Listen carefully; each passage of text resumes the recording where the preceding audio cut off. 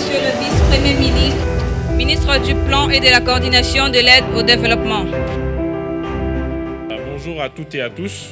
Vous le savez, le contexte dans lequel nous nous réunissons ce matin, l'appel qui avait été fait par le président de la République, en tout cas en termes de conscientisation au niveau du gouvernement et que nous sommes ici appelés à répercuter. Vous avez entendu aussi Madame la Première ministre dans ce même sens parler de Congolais Téléma.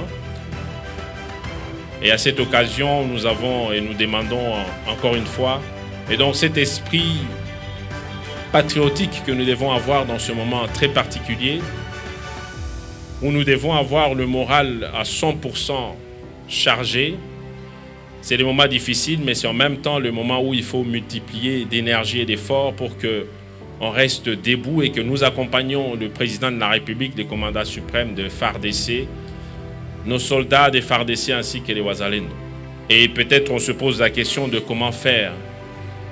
Mais dans le cadre de notre travail, comme vous le savez, nous sommes, en tant que ministère de Plan et de la coordination de l'aide au développement, le vrai laboratoire pour notre pays dans la conception, la planification du développement de notre pays. Nous sommes le pivot de la mise en œuvre des actions que nous menons avec le gouvernement, un acteur majeur pour le redressement de notre pays, que nous devons permettre à ce ministère de reprendre sa place qu'il faut dans ce pays. Un pays où la question de planification souffre, ne peut pas penser aller très loin. Et donc ici aussi l'occasion d'interpeller chacun d'entre nous sur le plan même des recrutements. Ce ministère n'est pas un ministère où on peut s'amuser à mettre n'importe qui. Il faut être conscient de ça et être responsable dans toute action, toute décision que nous prenons.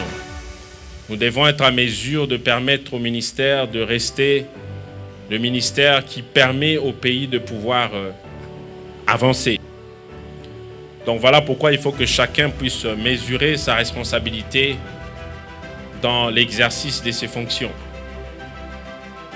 Chaque minute que nous offrons à notre République compte pour que nous permettre de pouvoir aller de l'avant.